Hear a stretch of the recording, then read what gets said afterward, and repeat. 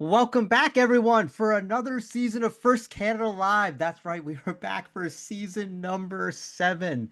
I cannot believe the show has been going on for that long, but that's what happens when you get people together to talk about robots, community, and all the good things that are happening here at First Canada. So we are very excited to be back. I am your host, Karthik Kanagasabapathy, and guess what? For season 7, we have a great episode to kick us off today. We have so much happening. But first, folks, as Canadians, it is very important to recognize the land of which we are a part.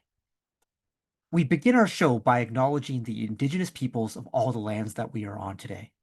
While we meet on a virtual platform, we must take a moment to acknowledge the importance of the land which we each call home. We all do this by reaffirming our commitment and responsibility in improving relationships between nations and our own understanding of our local Indigenous peoples and their cultures. From coast to coast and north to south, we must acknowledge the ancestral and unceded territory of all the Inuit, Métis, and First Nations people that call this nation home.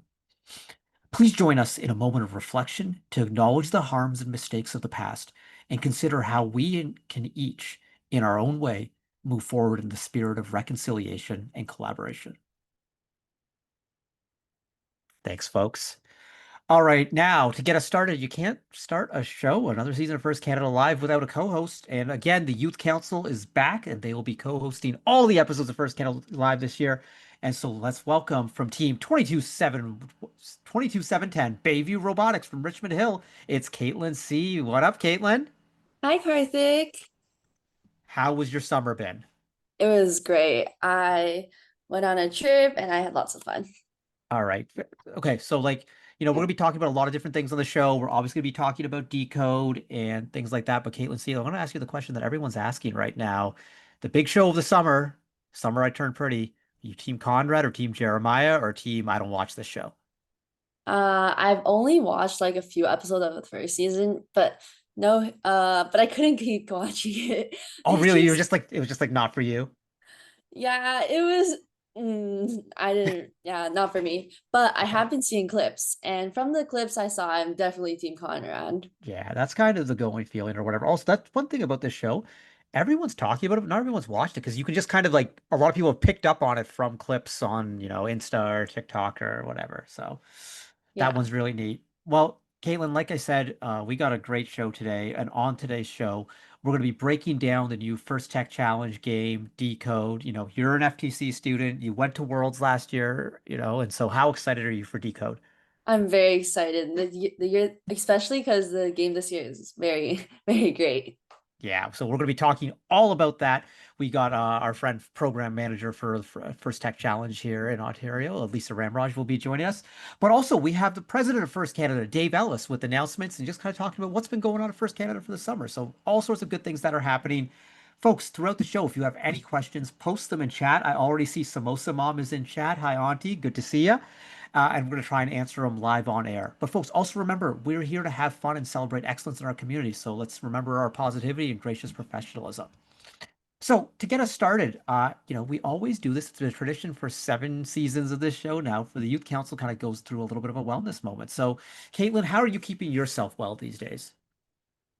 So for my wellness moment, usually I like to go out for a run or exercise to stay calm. I feel like it really helps me clear my mind, reflect on the different things that has been happening, and create an action plan for the next step. I love that one. I started running a couple summers ago, and it's been like a game changer for me. One of the reasons I didn't want to do it before, I was like, oh, that's a lot of time just to spend on my own and in my own head with my thoughts or whatever. But I find it's really like clearing and like refreshing, and you just kind of like, and sometimes random things come to your mind or whatever, but also I find that when you're running, it's easy to, not easy, but you have some time for like being thankful in there, and it's just like, yeah, like I'm thankful that I'm healthy enough to be able to run. I'm thankful for the privilege to live somewhere where it's safe to run, that I have time to run and all those sorts of things. I don't know, like what goes through your head on your runs? Yeah, definitely like a lot, everything. I'm able to think of a lot of different things from being thankful, from reflecting on myself, and just clear up distractions. So I just take that time to myself to start thinking. I think if I was like back on an FRC team or an FTC team, it'd be like, it's a good time to just like brainstorm ideas, think Oh about the yeah, game, exactly. come up with chokehold strategies or stuff like that. Thank you so much, Kaitlyn, for the wellness moment. We're gonna jump into the news updates, folks. So first Canada Live. Hey, we're back. Season 7. We are here. Here's what the show schedule is like for this season, folks. So we are starting off, and we're gonna go one show a month until the end of December. So we're back here in October, the week after Thanksgiving. And on that show, actually, that one, we've already got some great guests lined up because we have the folks from NASA and Team 118 who are going to be talking about the FTC Everybot. They're going to unveil it like next week or so, but they're going to come back on the show in October and tell us all about it. So that one's cool. Also in October, we're going to have the first global team from Canada. The representatives from Quebec are going to be coming on. So lots of stuff happening. So once a month throughout the fall, and then when we get into January, we'll do back-to-back shows right after FRC kickoff. And then we're going to go one more show in February, and then we go weekly through FRC season. So the schedule is kind of all over the place, but the show is always on Tuesdays at 7 p.m. You can count on that. Stay tuned to your program updates and social media for updates on the schedule. But of course, if you want to know when the shows are happening for sure, subscribe on YouTube, subscribe on Twitch, turn on your notifications so you can get notified when we go live. Also, folks, we are a podcast, so if you ever want to download this show and listen to it on Spotify, you can do that. Link is going in chat right now. And we have some very cool things going on in the first community. Kaitlyn, have you ever been to the 2056 Ways to Inspire conference? Not yet. Unfortunately, I wasn't able to go last year, but I'm looking forward to going this year. Well, let me tell you about it because this year is their 8th annual conference happening on September 27th at Orchard Park Secondary School in Stony Creek. Sessions will be starting at 9 a.m. and it'll end around 3 p.m. They're going to have a barbecue lunch available and some exclusive 2056 merch available for sale, which is like hard to come by merch. Let me just tell you that. And they've got some great presentations on the show, not the show, at the seminars. 2056 Ways to Code. That's right. Tyler Holtzman and Eric Morse, programming mentors from Team 2056, are going to teach you how to code an FRC robot as well as 2056. And they might be the best in the business at doing it. Their auto modes are just so good. Design in the Modern Era by Tyler Holtzman. Our own Lisa Ramraj, who's going to be on the show in just a few minutes, getting started with the first tech challenge. So if you want to, get an FTC team going or learn some tips, Lisa will be there to help with that, and many more presentations. So you have to keep your eyes out to learn more. Also, maybe the coolest thing they're doing is they're doing a swap meet at the conference where they'll have an area with tables set up and teams can bring new or gently used robot parts or offer them up for sale or trade. Sometimes in your shop, Kaitlyn, you just get a whole bunch of things that you're never going to use, but they're still good. Well, Yeah. now you can go and trade with teams and find things you want. Like there's some FRC teams who are just like, oh, I'm never going to use motor X anymore because I use motor Y. Well, then lots of teams want motor X, trade them up or whatever. Or it's like, oh, I'm going to go buy version 7 of this thing, but maybe I want to get rid of version 6. And other people are like, oh, I'll take a version 6 for sure. So that'll be really fun. If you want to sign up for the conference, keep an eye out for the 2056 Instagram at FRC 2056 for schedule and registration, which is coming out tomorrow, Wednesday, September 10th. So link going in chat. So follow 2056 on Instagram and you get all the good content. But if you can't go to the 2056 conference, we've got another conference happening in September. That's SWAT Posium at St. Mildred's Lightbourne School in Oakville, Ontario. Team 771 SWAT, one of the longest serving and most legendary teams in Ontario. They are doing their conference with a bunch of great sessions, and you can sign up for this one at www.swat771.com. Link is in chat as well. And of course, folks, if you want help with your team, you're trying to figure things out, maybe you're just like, oh, I have no ideas for Decode. I need some help. Well, the best place to go is the Ontario Team Slack. And a link to join that Slack workspace is going into chat right now. Mentors and students can collaborate in that space on all sorts of things from fundraising. Maybe you're trying to figure out how to get to a competition. Maybe you want to share a bus with someone.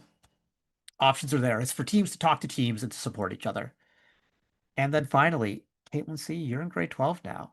You next year at this time are going to be a First Canada alum, which is really, really cool. A little sad because, time's going to be up, but there's so many ways you can get involved. And the way to find out about them is to join the First Canada Alumni Network. You can find out details about the quarterly newsletter, the LinkedIn group, career connections to our sponsors, and coming soon. That's right. There's going to be something special coming soon. We're going to be announcing it. So, that's one's going to be pretty hyped. So, Check it out, firstroboticscanada.org/alumni.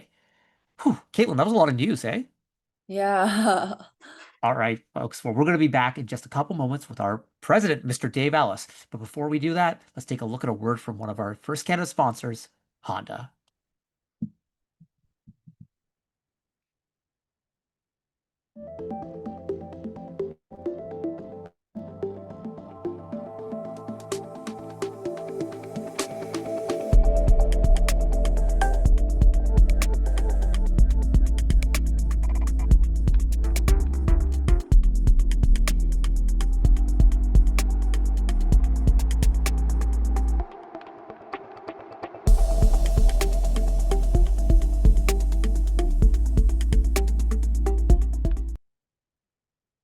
All right, thank you, Honda.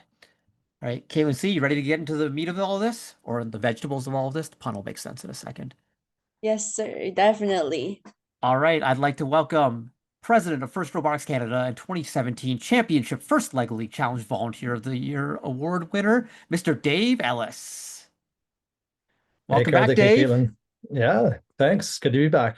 Yeah, it's great to have you here. Dave was actually one of the original producers of First Canada Live 7 seasons ago. What was that like, Dave, back in 2020? Well, you know what? We had no idea what we were doing.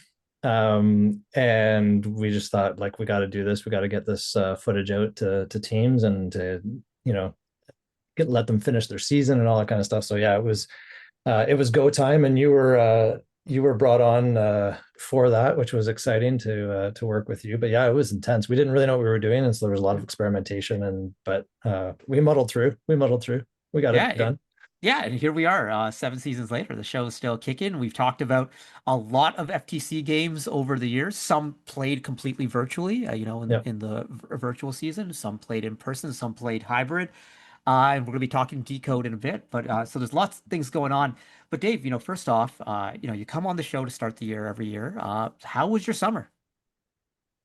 Summer was good. Summer was good. It was as I mean, everybody experienced the massive heat waves and all that stuff. So that was kind of intense. My two daughters, they're in university right now, but they're for the summer they went out to BC to work. So my wife and I decided to plan a trip to BC. So we did that, and we did lots of hiking, and we visited them for a day when they were working. But yeah, it was a good time. It was BC is beautiful. It's a beautiful province. If our listeners haven't been out there, I would highly recommend it. That's amazing that you got to experience some of the great offerings of Canada. You know what? It's just one of those wild things where there's so much Canada that you'll never be able to Mm. see it all. But there's every province and every community within each province has something special going on. So I'm glad you got to see a new part of BC. Yeah. All right, Kayla, do you have a question for Dave? Yeah, so what has First Canada been up to this summer? I would say our biggest thing, Kaitlyn, is our summer camps. We have been running the summer camps, I guess, for 3 years now. This is our third year running it. And it was started with a foundation grant from McCollum McBain, which is a foundation that does like kind of youth leadership stuff. And so they worked with us to develop this summer camp experience. And really the interesting thing about it, the goals behind it to begin with was kind of multifaceted, which I found really interesting. Was to provide our FRC teams with a farm system. So as they ran, FRC and FTC ran these camps, they had kids coming to their school or to their team area to work and stuff. So there was that. There was this like student leadership piece for the students that were running the camp. And then of course, one of the biggest motivators of it was to provide the teams with a fundraising source that they could kind of control too, right? So you can run as many camps as you want or as few as you want, depending on how much money you need to do that.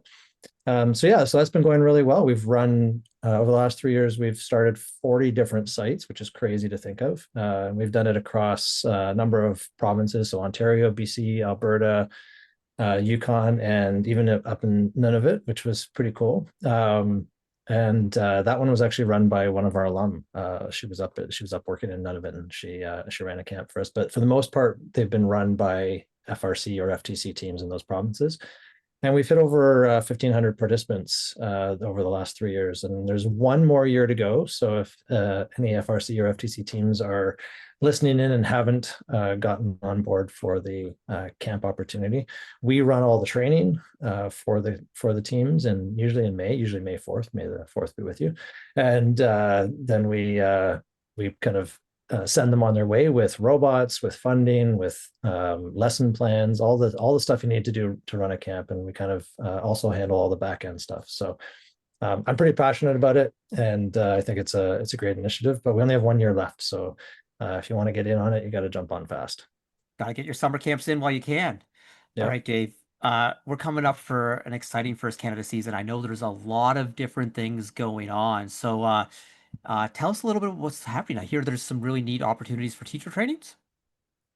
There are, yeah, actually, you wouldn't think of that with First Canada. I think most of our teams think of, the competition and the workshops like you just talked about with 2056 Inspires and Swapposium, but we're actually doing teacher trainings. It's part of a work we're doing with Ministry of Labor, actually, with Skills Development Fund. And in a nutshell, basically, we're bringing teachers into colleges to get trained at the facilities there around machine shops. And it's not like a full, obviously, they're not getting certification. It's only a 2-day training, but it's an opportunity for them to get comfortable, for those that are having to teach the new tech courses that are required and maybe don't feel comfortable in a machine shop, or for FRC teams that have teachers that they want to bring on board. So if you've got an FRC team or an FTC team and you want to add some mentors to your team from your school staff and they don't feel comfortable in the machine shop, this is a great opportunity to get them into the machine shop, get them to learn some of the safety and some of the how the machine works and the orientation, so that they can then also supervise in the shop as well. So yeah, we're doing those across the province in mostly aligned with college reading weeks. So October and February are the two big weeks that we're doing there. That's very, very exciting. And of course, Dave, we've kicking off FLL and FTC season right now. Yeah. The beginning of the season's always, it feels like kind of like Christmas, right? You're like just anticipating like the game to be released. And then for people on our side that are doing the organizing, it's like, I'm anticipating like, what are the teams going to do, right? For like an FLL, you've got the innovation project. I'm like, what are they going to do this year that's going to just blow my mind away? Because there's always something that they do in that. And then of course, like the robot game, right? How are they going to solve these various challenges? And there's always crazy ways that teams do it in all of our programs. So yeah, it's just exciting to see those. And then you kind of the anticipation of, what's that first qualifier going to look like? What's the first, what's the championship going to look like when we get there? And so, yeah, I love the beginning of the season. It's just filled with so much hope, right? And so much energy and enthusiasm.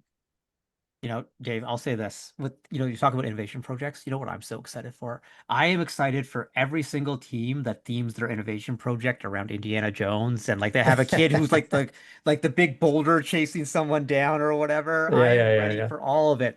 Any kid who comes dressed up with like the hat and everything, I'm just gonna be like, yeah, you're it. I'm not a judge, so I don't actually contribute anything in that sort of way. But I'm like, yeah, you win automatically. Like this is great. Yeah. I'm here for all the childhood nostalgia for me and you, I guess. Yeah, for sure. I was going to say that's not childhood nostalgia for Kaitlyn, but and just a reminder, folks, the season is themed around archaeology. It's not actually themed around Indiana Jones or whatever. That's just my thing. That's going to be soon. So if you hear me just kind of humming, well, actually, I don't even want to hum it because we could get taken down by copyright if I hum the Indiana Jones song. But I'll save that. Okay. Dave, is that a comment about my humming? I see it. I feel it. He doesn't think it. Okay, I see it. Yeah, I feel how it is. I don't know that the algorithms would necessarily pick it up. Okay. All right. That's it. Because the algorithms aren't advanced enough, right? That's what exactly. it is. Yes, yeah, absolutely. Yes. Absolutely. Yeah. Okay. No shade. Dave, FRC season, there's some new things going on. Yeah, if anybody hasn't noticed, there's been a shift in the season. So kickoff's a week later, the season's been extended a week. So if you're just kind of pressing play, assuming that things are going to be the same as they were last year, you might want to take a look at the schedule. So things have changed a little bit that way. We have a couple new things going on. Georgian is back. We had a year off from them last year, so they're back. So it's exciting. Georgian is a great event to be at. Always have lots of fun up there. And then, as was announced, I guess last week when HQ released all of the details, we've got our provincial championships in a new location again.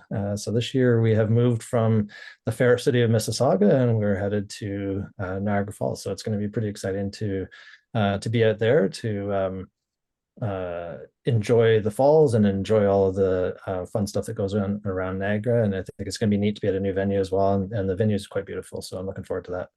Yeah, like folks, if you like the International Center, you'll love the Niagara Falls Convention Center. It's like a modern version of it. It's like Mhm. big windows everywhere and like a lot of like yeah, it's really really nice. So looking forward to that. You know, Kaitlyn, there's so much going on right now, but like there's still teams who are trying to sign up. And Kaitlyn, you know what? Dave's probably going to be able to tell us there's still grants available in all the programs, right? There are, yeah. We're running out of the FLL challenge, I think, relatively soon. So again, if you're planning on doing that, you want to jump on that. I would never wait on grants. If they're available, I Yeah. would jump on them as soon as you can because you never know when they're going to run out. But sure, for sure, FLL challenge and FTC both have grants available to get teams started, and they're really good, especially if in FTC if you combine that with the FTC Sim grant that's available. I'm sure you and Lisa are going to talk about FTC Sim later, but the grant that it's available there combined with our grant, it's pretty much free for an FTC team to get started. So it's a great time to do FTC and then for sure for FRC as well, we always have grants for our FRC teams as well to help get started. So yeah, take a look at the website. I think the links are going to go in chat there, and we'll definitely get as much money out to our teams as we can. And you know, Dave, we're talking about FTC, but at FTC kickoff, headquarters made a little bit of a tiny little announcement that they Mm-hmm. kind of Mm-hmm. snuck in there because FTC has premier events, you know, for teams who, as an option, instead of choosing to go to Worlds, teams can choose to go to a premier event. They happen all over the world. Last year, there was a great one in the Netherlands. There was one New England, Michigan, all over. But they noted that there's one happening in the Niagara area. I think it's called the Canada Cup of Robotics. Dave, you want to tell us a little bit Mm-hmm. about that? You know what? These opportunities are super valuable because there are so many teams globally for both First Lego League and First Tech Challenge that never get to go to one of these international events like a World Championship. So many years ago, First Lego League started running opens, which allowed that opportunity around the world to have. It's not the World Championships. You don't have typically all programs running all at the same time, and it's not 50,000 people descending on a city. Um, but it's maybe a tenth of that, and it's still pretty exciting. And I think what's nice about it, what people comment often between the First League Opens and the World Championship, those that have done both, um, the Opens, or in this case the Premier events, they're nice because the focus is really on those students that are competing, right? It's all about them. There's not a lot of distractions with other programs going on, so I think that's one of the advantages of the Opens and the Premier events. And you also get to obviously see a different subset of teams. But yeah, the caliber is always really good. The opportunity for the teams to compete is awesome.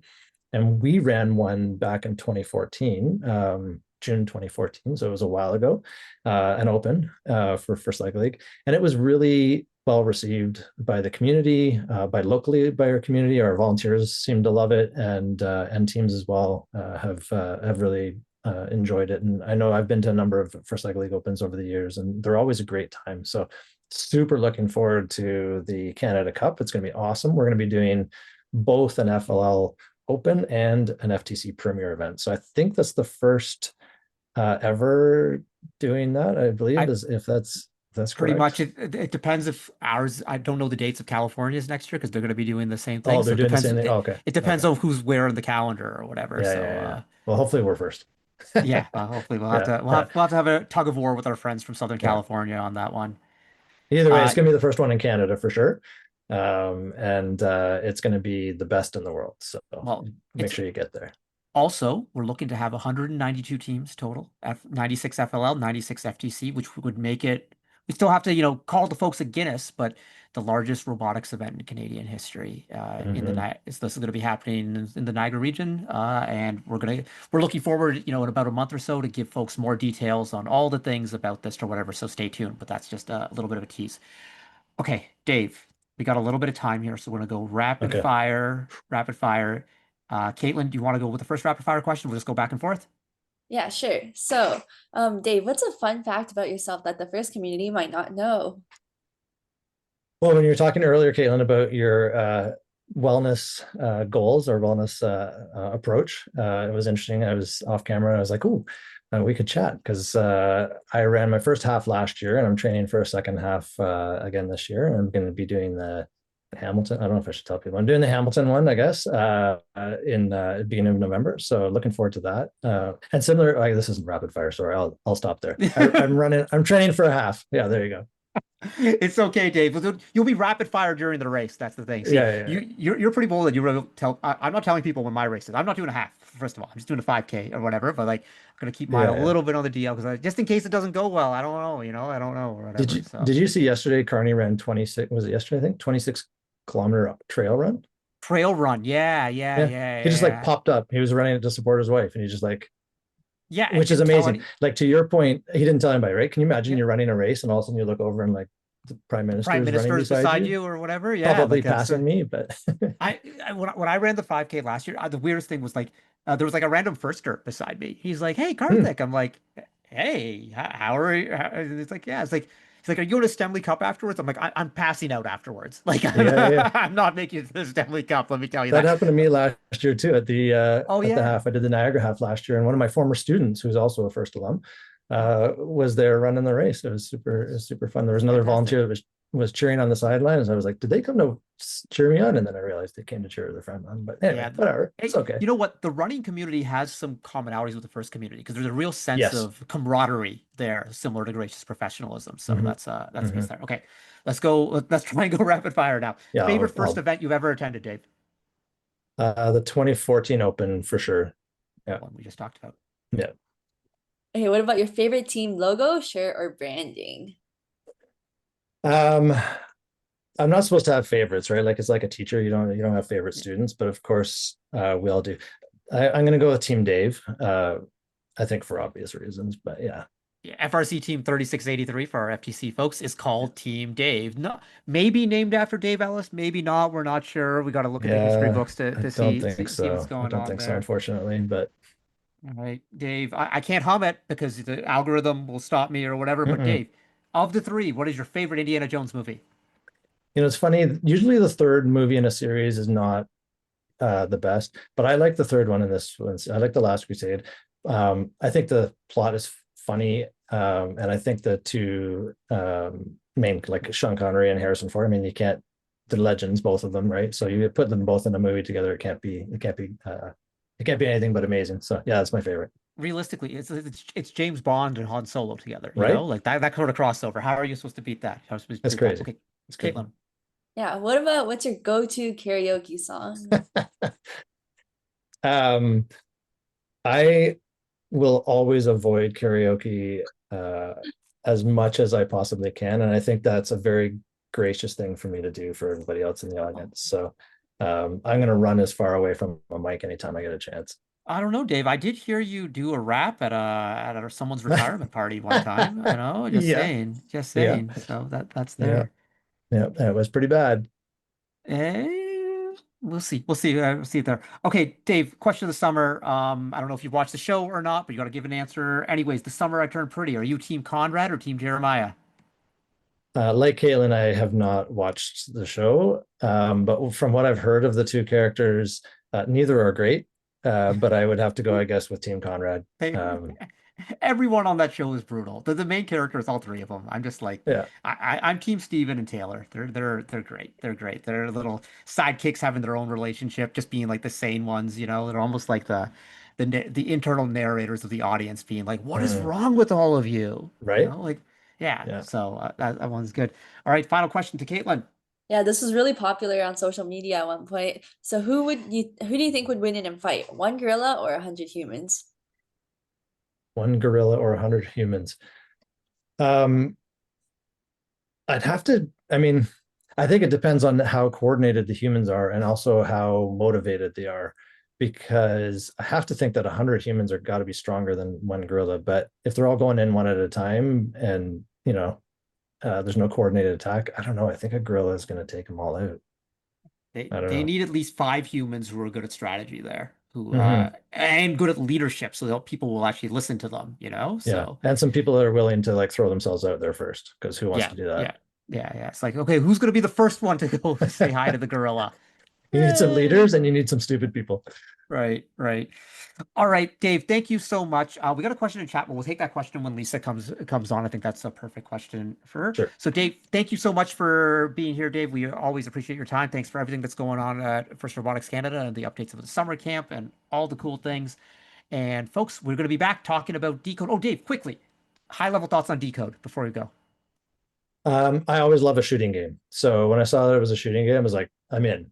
I'm Yeah, in. And I think the teams will be too. Like it's super exciting. It's much better audience perspective too, right? To be able to see yeah, a shooting game. And so when like from my perspective, when we're bringing yeah. school board people on or sponsors or whatever, right? And we're trying to show off something. If it's a shooting game, it's just everybody's engaged right away. So I always love a shooting game. I love it too. And like, I loved the last FTC shooting game, Ultimate Goal, and Yeah. that game was played mainly virtually that year or whatever. So Yep. I'm really glad that FTC teams in Ontario get an in-person shooting game. The crowd can go wild with last second shots and everything, Yeah. Yeah. like when Yeah. Exactly. Steph Curry from deep, it's going to be great. It's Yeah. going to be great. All right. Thank you so much, Dave. And folks, we're going to be back talking about FTC Decode in just a moment after word from one of our great sponsors, Enbridge.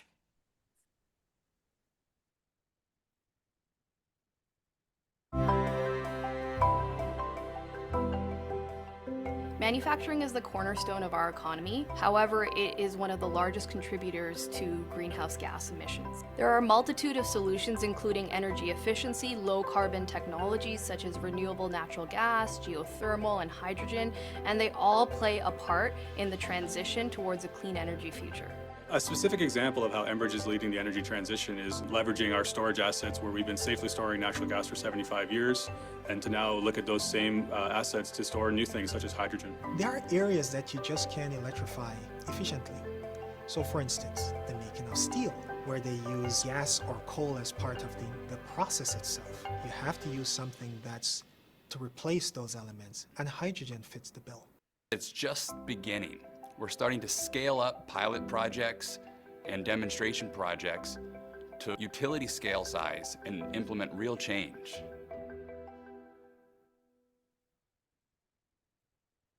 All right, folks, we are back, and it's now time to start talking about Decode. But before we do that, we're going to start with some FTC updates, and who better for FTC updates other than First Canada alum and First Canada program manager for the First Tech Challenge, Lisa Ramraj. Welcome back, Lisa. Hello, everyone. So happy to be back. We're happy to have you, Lisa. We got some stats in the back on people who've been on this show the most, and it's actually, I think your husband might be the most common guest we've had on the show, and your good friend Jenna Kay from Houston has been on the show a lot, Emily Forster, but you're up there with them, so you're an OG for this show. So thank you for coming. I see you're themed appropriately for the night, as there's Yeah, no one who loves a theme more than Lisa. absolutely. And I mean, I've been collecting outfits for the last couple of months, ever since I learned it was archaeology. Had to be prepared. That's going to be great. And slowly, Lisa, at the events, I'm going to have like the hat and the big giant whip, right? Okay, maybe hat, no whip, but Okay. We'll see. Maybe. Okay. Little whip? No, no, no. Okay. All right. What about like a magnifying glass for looking at fossils? I can that's have that. actually what I There was we go. thinking of, like hooking up Bear with, like a big magnifying glass and the Oh, hat, nice, right? nice, nice. Yeah. That's great. And then like if we need a fire, Bear can start a fire with a magnifying glass, or is that going to be a no? Really hope we don't need a fire. We You never usually know. don't like You're fire always and cold. robots. You're always cold. Just thinking, I trying do to have keep a warm. heated blanket, which I just bought yesterday, and it is the best thing in the world. So yes, I am always cold. Okay. All right. Here we go. So, Lisa, there's a lot going on in FTC. Kaitlyn, do you want to hear some updates of what's happening in the world of FTC? Yeah, definitely. All right, Lisa, tell us a little bit about the new advancement format.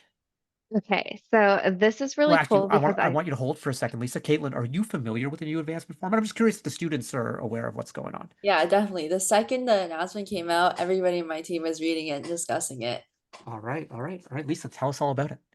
yeah, so this is something the community has been like wanting and looking forward to, like ever since like FRC districts and FRC went to like a point system. So here's the new thing. Well, before The way you would advance is by winning specific things at an event. So like if there's 5 spots that are available at the event based on the number of teams, you'd have to be one of those like top 5 things in this list, like definite things. Now you're going to be able, each event you go to, each singular event, you're going to be earning points based on a whole bunch of things. Your alliance number pick. Actually, Karthik, I think I'm going to need your help with reminding me of the things because I'm starting I to get got you. confused in my head. I've got you. There's 4 different things that you're getting earned points for. Qualification round performance, basically the higher seed you are the higher rank you are at the end of qualifications, the more points you're going to get. Alliance captains and draft order acceptance, but this is one bucket. And what's really neat about this is being a captain is no longer more important than being picked. And in the old system, we often had teams saying, oh, I have to decline because if I accept, there's no chance I'm going to advance. But now you can get the same number of points. So being Alliance 1 captain or Alliance 1 first pick is the exact same number of points. Playoff advancement, how far you go in the playoffs, is going to get you more points. If you make it to semis or all the way to finals, more points involved in that. And then actually the biggest area where you can earn points is judged awards, because still in this point system, the most points you can get is for Inspire Award first place. So that's those are the 4 areas, right, Lisa? Did I get all 4? Yes. 1, 2, 3, 4? Yes, Okay. yes, you got all 4. Thank you so much. And so now, if there are 5 spots at your event, based on how many teams there are, then it's the top 5 teams that ranked in points, which means this is really cool, and I'm really excited for this because it means like the very well-rounded teams. Like maybe you're not maybe your team just isn't the best at Inspire, or like that's not just where you excel at because you picked a specific thing. Like maybe you're always going for the controls award, and you're always like the finalist at the event. But now those cumulative points can get you to advance, which is super awesome.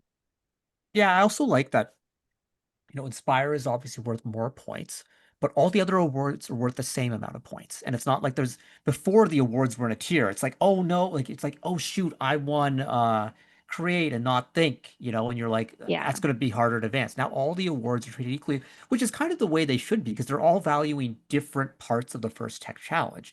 And we always talk about how the program is, well-rounded. So it's important for that. Kaitlyn, what do you think about this new point system?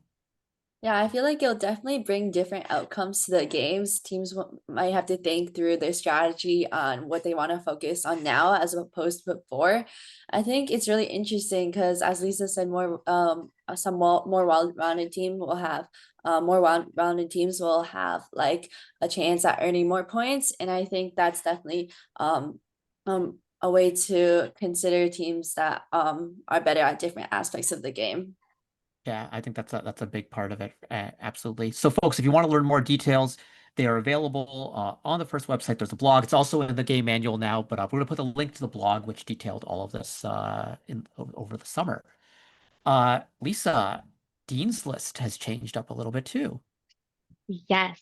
So Dean's List used to be at the discretion of the FTC program manager on like when in our season we actually set the deadline. But now that is no longer the case. There is a static deadline all across First Tech Challenge. So all Dean's List submissions All over the need world? to be made all over the world. Every Need single to be country? made. Every single country need to be made by December 15th. I have no physical way of extending the deadline. Our community might be aware of the fact that for I think the last 2 years, I have tried to have it at December 15th, and I've actually extended the deadline to January. So this will be a little bit a learning for everyone that I no longer have the control to do that. So all of the submissions need to be in by the 15th. And after that, we're going to be doing remote interviews. Remote interviews instead of interviews at provincials, but then the winners will still be announced at provincials. So we will be inviting all of the students who were nominated for Dean's List to come to provincials, regardless of whether their team has made it there or not. If you're not competing, we'll have you as an ambassador, being one of the students to take around our special guests, or any media that we bring around, or you could have pretty much the pick of the different volunteer roles. But we also want to remind everyone that you are eligible to win Dean's List even if your team is not competing at the provincial championship, because it is treated separately.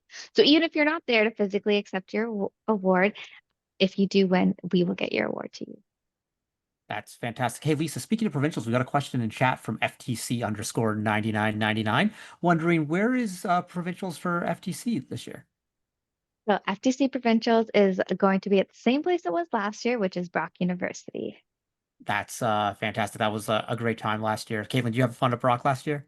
Yeah, it was a lot of fun. Yeah, really nice venue, and there was the very cool social afterwards, and it was A lot of very snacks. snacks and themes and tours. It was great. Great partnership we have with our friends at Brock University. All right, and Lisa, before we jump into Decode, I know everyone wants to talk at Decode. We're getting there, folks. Are there any new events this season for First Tech Challenge? So there are going to be a few new events. Right now, we're going to be having a new event in Burlington, St. Catharines, and West Toronto. And we're working on at least one more. So all the event locations from last year are going to be coming back and adding these 4 on top of that. That's pretty awesome. The West Toronto one I'm very excited for, just because there was so much demand for all the Toronto events last year, and everyone was trying to get in there. Burlington for all of our Hamilton, Oakville area teams right there. There's a lot right there, and St. Catharines. Teams have already been down there for provincials. That's a happening area, so that one's pretty cool. All right, folks, it's time to do some Decode talk. So we're going to bring on another guest from Team 22585, Guardians of the Allen Key from Hamilton, and another member of the First Canada Youth Council. Nadja is here. Hello, Nadja. Hi. All right. We've been asking everyone so far. And so Kaitlyn didn't watch the show. Dave didn't watch the show. Team Conrad or Team Jeremiah? Or am I just the only person who watches the show and everyone just sees it on TikTok? I have. Okay. I've watched the show. I've been a fan since forever because I read the books in middle school. Oh, okay. You're an OG. I'm an OG. And so I used to be Team Jeremiah back when I was young and didn't really understand the world. But now I am, of course, Team Conrad because how could I do anything else? I see. I agree with you on that one. I haven't read the books, but I have heard that the books treat Jeremiah a little bit better than the show does. Like the show's definitely made him out to be like a dunce, with the alpaca haircut, Definitely, especially in the first 2, Jeremiah looks great. Then they kind of, make him look real bad in the 3rd one. But yeah. But if I could just give some advice to everyone in the audience, how about the day before your brother gets married, you just don't go profess your love to them. Just say, maybe just like an etiquette thing. Don't mess with people's weddings. Lisa, you had a very lovely wedding. No one messed with it. It was good, right? Correct. Don't worry. If someone had tried to mess with it, that was my job as the MC, just to cut it off. Whatever. Microphone, no. All right, folks. Decode. Before we get it going, let's play the animation for everyone to see who hasn't seen it yet. Let's take a look at FTC Decode.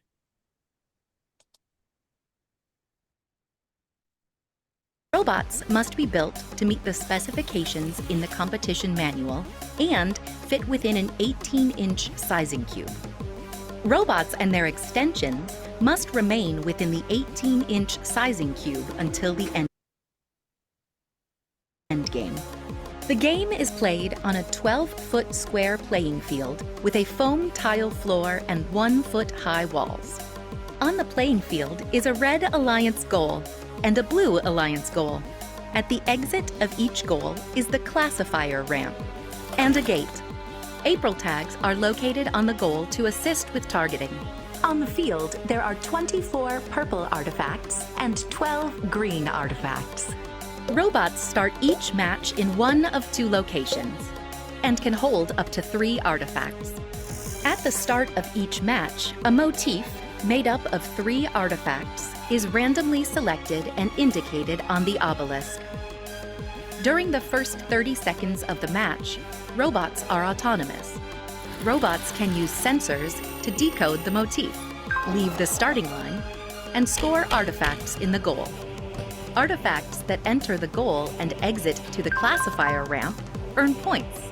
Once the classifier is full, any additional overflow will score, but will earn fewer points. At the end of auto, Alliances earn additional points if the artifacts in the classifier match the motif pattern. During the following 2 minutes of the match, drivers control their robots. Robots continue to score in their goal, open the gate to clear the classifier, and collect artifacts from their human player.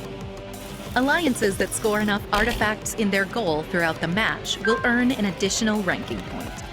The last 20 seconds of the teleop period is the end game.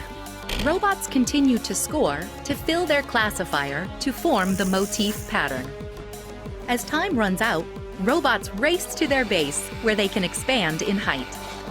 Points are awarded to robots partially in their base, and even more points are awarded to robots fully in their base.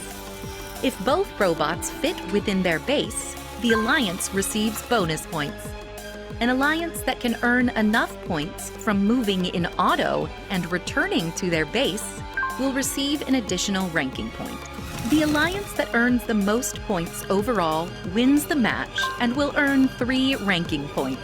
This has been a summary of this season's game, Decode, presented by RTX.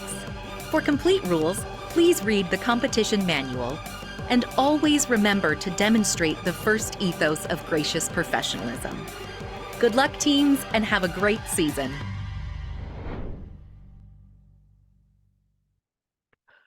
All right. Decode. All right. First impressions. Nadia, you haven't been on at all yet, so tell us, what do you think? I am so excited. Every time I watch that video, I just like love it even more. I'm so excited because it's so different from the past years. And I think that shooting is something I've always been like kind of scared of doing in robotics just because I've never really done it. And so I'm super excited to get to try it out this year and see what that's like. All right. Lisa. Love a shooting game. It's like the best thing ever because, and also it's like the best thing to demo too, and super fun. Kaitlyn.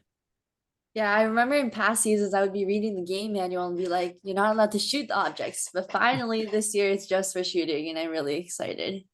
It's not even just that you're allowed to shoot. You're not allowed to do other things with them. Like you cannot drive to the goal and lift and have a big arm. You know, like all the linear slides robots we've seen over the years going up or whatever. That's not a thing this year. You've got to shoot.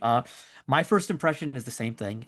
It's the shooting, but also the other first impression is like I'm watching this video and I'm like, shooting, cool, shooting's cool, shooting's cool, or whatever. Then it's like, you could lift a robot and get a robot underneath it or whatever. I was like, oh, dang, you know, like that's totally like a very different skill set to the robot. And so having a robot that can do both also like, oh, we'll talk more about the base. There's so many things to talk about in this game. And I think that's the sign of a good game where there's a lot of different things to do, but at the same time, it's not like everything feels like it fits as part of the game. It's not like there's extra things added in there. And so I really like that dynamic. So the game pieces, they are wiffle balls, but for First Tech Challenge, we call them artifacts. There's purple ones and green ones. And so my question, folks, is how do you think teams are going to gather these balls? Artifacts. How do you think teams are going to gather these artifacts? I'm trying to get into decode mode, you know, like only using the proper terms. Nadia. Well, it's, Oh, sorry, I was Lisa, just go ahead. gonna do a plug for the starter bots. All of the starter bots for the different manufacturers are human loaded robots. So you can get game pieces from the human player. And the fun fact about this is that while the human player starts off with 6, it actually technically could start with 0 because that's where you get your preloads from. They can actually replenish their 6 from the field. So it's not like you only have 6 available to you ever if you're a human loaded robot. Mm-hmm. Sorry, Nadia, what were you thinking? I was gonna say that I think that for my team, we want to try to go for a ground intake, especially because after watching the FRC game last year, I found that like the robots that had the ground intake could score just a lot faster. So I think that that's valuable, but I also think that having the human player just place the artifacts in the robots isn't a bad option, and I think it'll be pretty evenly matched. So I think for a start, we're definitely gonna try for the human player. Yeah. Kaitlyn, what about you? Yeah, I feel like there's definitely 2 different routes to this. If you want to go for simplicity and not do the ground intake, it's very possible because of the human player. But also, if you want to maximize your points, especially in autonomous, I think as the season progresses, definitely there'll be people trying to score as many artifacts as possible during autonomous, and that'll be very important with the ground intake. Yeah. I think if you are going to try, so if you are going to just go from the human player, first thing to remember is like, let's think about last year's FRC game, those teams with the big giant funnels. It's really important to have a lot of space to collect that ball so the human player can just like toss it in there, just like get it right in there. You know, you don't have to worry about being in the exact right spot and everything. For the ground, here's the tip for all of you. So in 2017, which can you believe that is 8 years ago now, coming up on 9 years ago, the FRC game used the exact same game piece, just a different color, a yellow wiffle ball. So you should take a look at designs on YouTube, CAD models to see how teams are doing things. Now remember, FRC that year, some teams were holding like 100 of those balls. So like it's a little bit different of a design constraint and everything, but still for the intake. It's hard plastic. It does compress a little bit, but not as much as other game pieces. So when you have a hard game piece, the rule of thumb with your intake is your intake has to have some compression. So what material you're going to use on your roller to get some compression? Some foam, lots of different things there. But I'm excited to see what teams come up with for intaking. All right, now scoring. So there's 3 different ways that you can score the artifacts before we get to patterns. We'll talk about patterns separately. It's classified, which means getting them into the ramp and through the gate. Overflow, which is scoring them. They pass through, I forget what the passageway is called, Lisa. The square. The square. Hilarious. Pass through the square, but it overflows off the ramp. And so 3 points for classified, 1 point for overflow. That's a big difference there, folks. That is significantly massive. And then the depot, which is just for pushing the balls across the line, which is also 1 point, the same as overflow. So what are thoughts? What do people think about all of that? I feel like for the depot, this is definitely like a last minute action you want to take because these wiffle balls, I feel like there's a high chance that once you push it against the wall, it's gonna roll away. So I feel like that might be a end game last minute. I want to get a few more points type of scoring. Yeah, I definitely agree. And I also, Nadia. other teams are allowed to get the balls out of the other team's depot, correct? So I think you can just like, that's definitely a last minute kind of risky move. But yeah, I definitely think it's important to get them in the classifier. And I was wrong just now, Karthik, when I said it was called the square. I was just going off of, kept looking at it, and it is a square. It's It's a called the square. classifier. Classifier. Because the classifier makes That them makes more sense. When you That said the makes more square, I was like, okay, that's Yeah. very descriptive. It's good. You have a slide, you have a image, right, that shows, Yeah, can we then pull we up the can like field? point to that and talk Yeah, about can we it. pull up the field slides? Thank you so much. And maybe we can go to the 3rd field slide, I believe. One more. There we go. So, okay. That's the square here. That's why I had square in my head. All right, there we go. So we see the gate, we see the ramp where they come down, the square that they pass through, the classifier, which kind of allows them to pass through the square. And so these Yeah. are what's going on. I think the most important part of all of this is the gate, because the gate means the difference between 1 and 3 points. And so by activating the gate, you are tripling your point value for shooting. So I think every team, no matter what's going on with your robot, you need to be able to manipulate the gate. And I don't know, Lisa, if you've been around a field yet. I have not. Or maybe Nadia or Kaitlyn, you've been around a field. Anyone has any idea like how easy that gate is to move?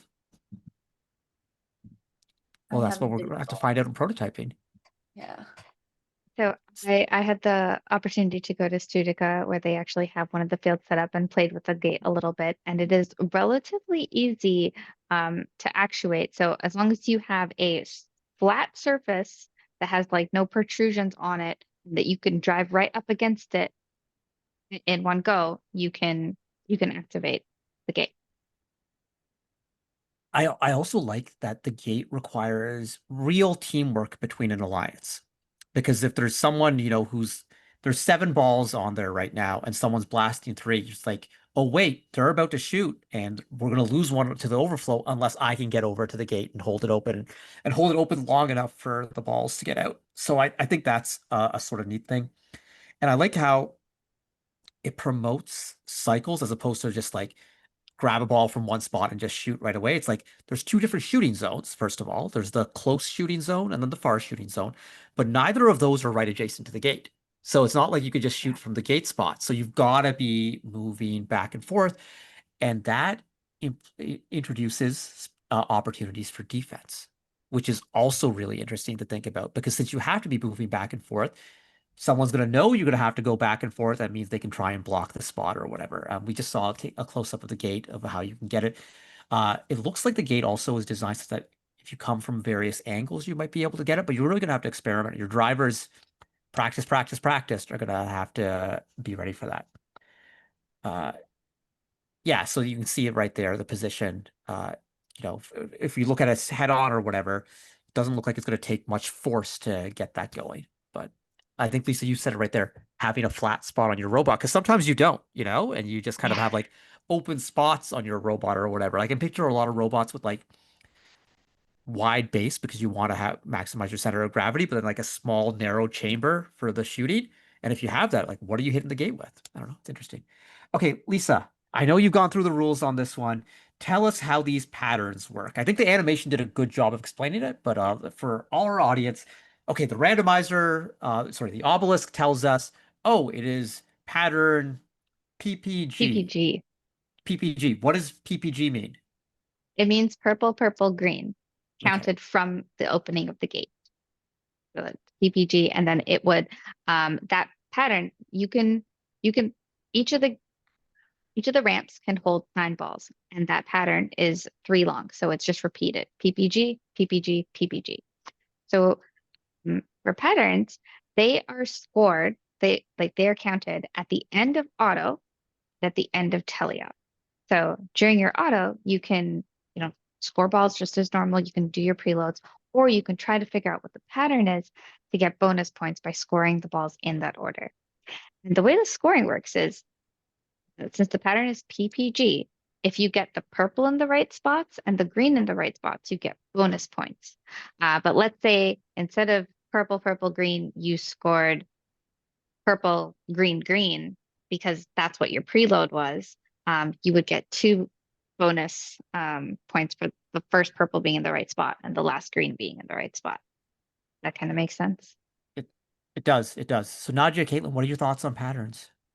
Yeah, so that means as Lisa's talking about, like that means it's also very important to choose whether you want to preload or not, or you want to use the April tag to detect the pattern and then build the pattern off of and have more accuracy in building the pattern when you're shooting. And as they do give a lot of points, I think that's very important to consider. Yeah, Gotcha. I think it's really interesting, and I think it'll be a good challenge for coders and things like that. I mean, my team, we have a history of giving our robot to the coder in like the last few days. So this time we're definitely going to have to be working on that on the side so that we're all ready for competition.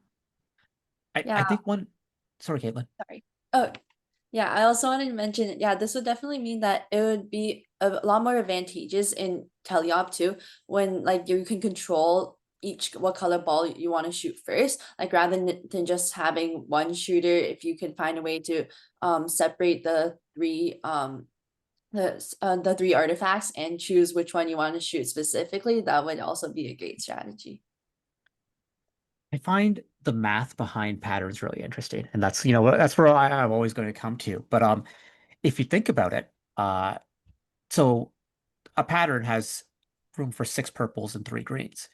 So if you shoot a purple ball, wherever it's going to fall, there's a 2/3 chance it's going to be in a pattern spot, while a green ball only has a 1/3 chance of being in a pattern spot. I mean, the purple ball is actually worth more than the green ball, just because if you're just randomly shooting it or whatever. I like this because I think for teams who can't figure out the pattern, it's not going to be debilitating. If you can't figure out the color sort or whatever, it's just like, I'm going to grab a bunch of balls and shoot, go to it. I do think we'll get to some point in this game, though. We're at the really, really high level with those top teams, that we all know from all around the world, where they're going to be trying to maximize every single bonus point possible. But I think, I think Mike in chat just says, I recommend ignoring the pattern and just shooting purples at the end of the match. You're guaranteed that 6 pieces will match regardless of the pattern. And I think there's some unique things that you can do there where it's maybe that you hoard purple balls until the end and then just, load up in the end game for your final shot or whatever. Like maybe like you have 3 balls that just stay with the human player.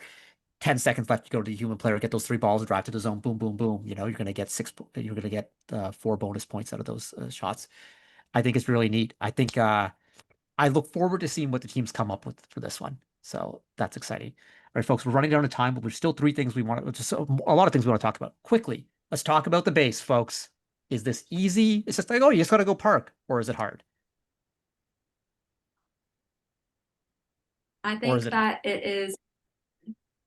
But I like that it's only, 10 points for going that extra bit, because if you have one that's fully parked and one that's like halfway parked, then you still get 15.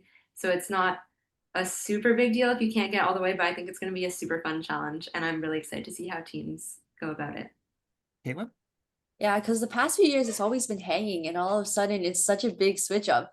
I feel like there's gonna be a lot of new ideas of how we're gonna try to finish the end game, but it seems pretty difficult. Lisa? In the like early stages of the game, there's going to be a big focus of like shoot, and then go park, which is like a very similar thing with like FRC as well. It's like get to your end zone as quickly as possible. But it's going to be really cool to see as people play and new ideas pop up, just like how robots change. I think it's harder than it looks. I like that it's going to incentivize small robots. I think that's a cool sort of challenge. Like, you want to build big or do you want to build small? Also for endgame, there's some things to think about, because like, you go with Mike's strategy and it's like having 3 purple balls saved up or whatever. 3 purple balls, 9 points plus the pattern points, 4 more. That's right there. That's like 13 points. So like it's like endgame. But I really think that part of this is going to be teams that can shoot and then coast back into the spot, and do the both. Like get that last barrage of balls off and then go full on the controls back and coast to the spot. That's going to be so much fun. Seeing that maybe coast underneath another robot. That's going to be great. Okay, RPs. This is new to FTC. FRC has been familiar with the concept where teams not only can get 3 ranking points for winning a match, which is more than before. Before it was 2. Get 3 ranking points for winning a match. You can get bonus ranking points for achieving sub-objectives. There's one for parking, there's one for patterns, and there's one for artifacts, right? So the parking one is actually, it's just movement and parking, right? Yes, it's an auto. It's that you end up not on a launch line, so you have to move and not be on a line, because you do start on a line, and it's your base points. So it's a combination of the 2 of them, and there's going to be different thresholds for them, for actually all of these at region events, and then at the championships there's the opening to like change that, and at first championship as well. Nadja, what do you think about ranking points? I think they're super interesting. I mean, I'm not super familiar with them. I think it'll be good, and yeah, just it'll incentivize everyone to kind of try a little harder on those aspects. So it adds a really cool like strategic element, and so like the FRC, the people that have played FRC will be very familiar with this, in that like sometimes before it's like winning the match is the most important thing, because that's the only way you get your points, right? Or tying. But now, if you think you're outgunned in a match, like if you think that just the odds are stacked against you, you can make the decision to focus on one of the other ranking points to make sure that you still leave that match with at least a point. So you can kind of gauge like what you want to go for. And in later play, not just every point's going to matter. Ranking, like every single ranking point that you can scoop up is going to matter for your rankings, which is super interesting. Again, the math of this fascinates me. And so we've seen this in FRC. As they've added ranking points, the rankings become more accurate, because before it was very binary. You win or lose. And so if you lose 100 to nothing, you get the same as you lose 100 to 99. But now with ranking points in that sort of case, team who got 99 might still get 3 ranking points out of it. which is way better than getting nothing or whatever. It's the rankings become more accurate because losses are a little bit more granular. Also, wins are a little bit more granular. You win a match, you might only get 3. As of, you might get the same as a losing alliance, sort of thing. In this, it's actually possible. It's kind of rare or whatever, but you're more likely to get 4 or 5 or 6. And so that sort of thing. And in First Tech Challenge, at qualifier events, you don't get a lot of qualifying matches. You get a good number of qualifying matches, but sometimes it's like, oh, the schedule's so rough and everything like that. Well, now the ranking points means, sure, you might not be able to pull off the win. You might be like, oh, our partners. First of all, you shouldn't be saying that your partner's no good. All the partners are good or whatever. But sometimes it just feels like, oh my goodness, I'm playing 2 great teams. How am I going to do this? It's like, wait, I can still get the ranking points. And I think that feels a lot better. So I think that's cool. All right, folks, as we run out of time a bit, Lisa, I was wondering if you could tell us a little bit about FTC Sim. Okay, FTC Sim is a super cool tool which you can use to train new students or anyone that's interested in programming in FTC. You can learn everything from how to make the robot go forwards and backwards to using sensors. And you can also test out the actual FTC competition game. So the last couple of years, we've been able to launch the game field in FTC Sim at kickoff, and we've always had a mechanical wheel robot in there for you to play around and test out what that would feel like. This year, we not only did that, but we actually did sample auto and teleop code, and you can actually control the robot using keyboard controls or plugging in a gamepad and controlling it that way. So you can really just a new user that new to the game can jump into FTC Sim, not know how to code anything, but get a feel for it and start driving around. And you can test out mobility. You can test out what it would what cycles might feel like. What paths kind of make sense to you and play around that way. And we're super excited to be mentioned in kickoff this year. And if you haven't checked it out, I highly recommend checking it out. So Lisa, the reason I'm laughing is nothing you're saying. It's not your fault. It's one of the degenerates in chat who says FTC Sim is awesome. I've been shooting Lisa with artifacts this entire show. That is Livid Lagger. I'm not sure who that is, but I have no idea who this is. It's interesting or whatever. But I know there's some others in chat too. The chat has been kind of hilarious. There's been some random basketball talk. They've talked Ben Wallace reference.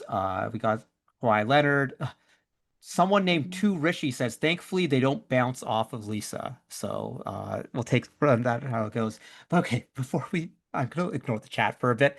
Let's take a look at what FTC Sim looks like.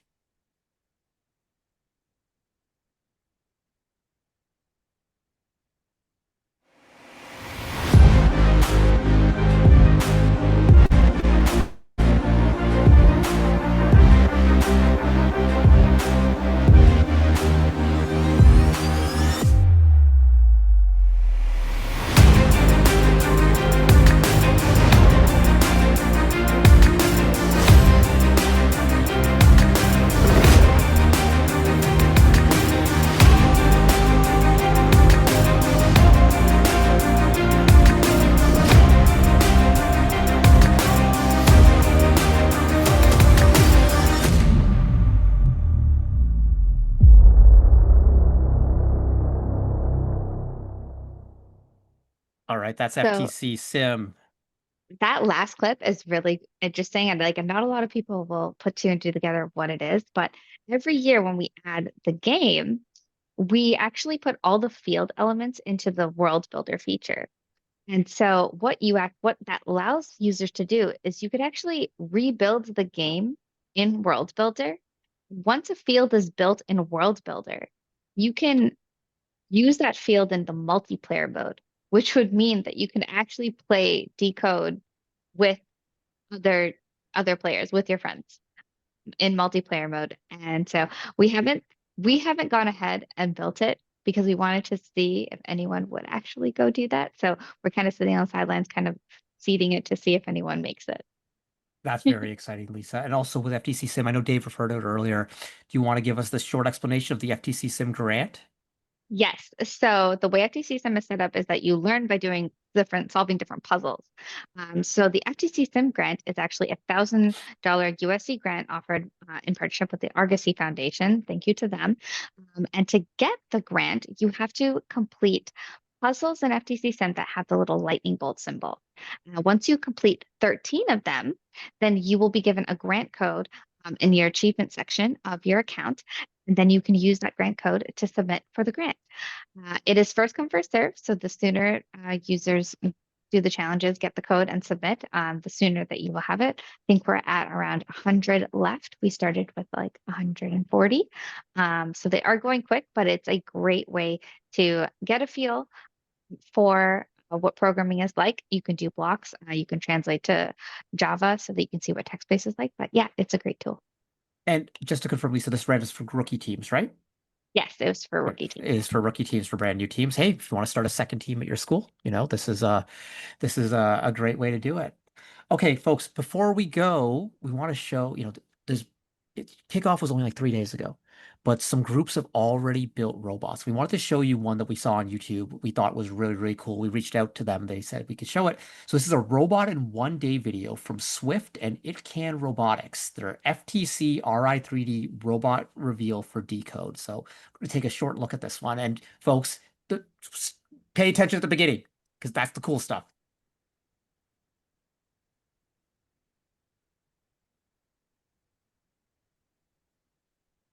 Look at that. It's like the robot in the animation, and a robot can drive underneath, the little one can get in there, so they can get the double park right there. And then you can see their intake working away, quick rapid fire shooter, bang, bang, bang. Again, bang, bang, bang. So folks, it's very doable, this game. There is it's attainable. There's starter bots. If you go to the First Tech Challenge YouTube channel, you can find the details on the starter bots, and all the suppliers have instructions for the starter bots. I think even sample code, Lisa, for the starter bots. Yep. So those are options there. If you're like, oh my goodness, I don't know where to start, look at the starter bots, look at what they're on YouTube, talk to other teams. Before we go, Nadja, any advice for teams for Decode? One thing that my team is trying this year is we're gonna have 2 robot bases, one for all of our prototypings that we can kind of work on while we're working on the main one that we're gonna use for competition. And I think that that's gonna work out really well for letting us kind of improve on the fly and keep on getting better. All right, Kaitlyn? Yeah, this year my team is really trying to focus on like simplicity, try not to overcomplicating things, just so we have somewhere to start from, and then we can keep building onto it and not get ourselves mixed up in the bit. I love it. Keep it simple. Lisa? I think my last 2 cents, kind of, I wanted to touch on what you two just said. A second drive base is amazing because then your programmers who are always like, no, we need more time, can have that, which is awesome. Simplicity is always the way to go. You can always make it more complicated, and love shooting games so much, but you got to remember that there's so many different parts of your robot that are coming together, right? There's like the part that is intaking game pieces, whether that's human player or from the floor, and then the part that's getting your game pieces from that hopper to your shooter, and then your shooter itself. So there are multiple pieces that you need to put together. So simplicity is always key, and you can always make it more complicated. I did see a question in the chat of when qualifying event details will be released. Shortly, I am working on them as we speak. All of the events from last year, those locations are coming back on very similar weekends, so at least you have that. But the new events, I'm going to confirm them. They will be released very shortly. Thank you for your patience. Hey, Lisa, Kaitlyn, Nadja, thank you so much for coming on, sharing your expertise of the First Tech Challenge. Kaitlyn, Nadja, thank you for representing the Youth Council. It's always great to have the Youth Council's help with all of this. It is going to be a great Decode season. I'm super excited for all of it. For everyone who's participating in FTC, folks, read the manual and do the math. There's some interesting dynamics. If you do some real scoring analysis on this game, some things will reveal themselves. And I want you to have some fun doing that because that's part of the process. But also, especially for all the grade 12s right now, enjoy this. This is like your last time to get to go through this process. And it is like a, not a once in a lifetime experience, but it's a limited lifetime experience. And so enjoy it, have fun with it, and it's going to be a great time. And I can't wait to see a bunch of you folks at different events throughout the year. All right, folks, that was another episode of First Canada Live. We are back, season 7, episode 1 is in the books. We will be back in about just over a month. I forget the exact date. It's October. Here, I got it. I got a calendar right here. It is October 21st. Does that sound right? Yeah, October 21st. We're going to be back for an episode. We're going to be talking about SHAD for folks interested in applying for SHAD. And we're going to be talking about FTC Everybot with our friends from Team 118. So that's going to be a great time. Until then, folks, have a good time. Stay safe out there and enjoy Decode, and see you soon. Bye, everyone.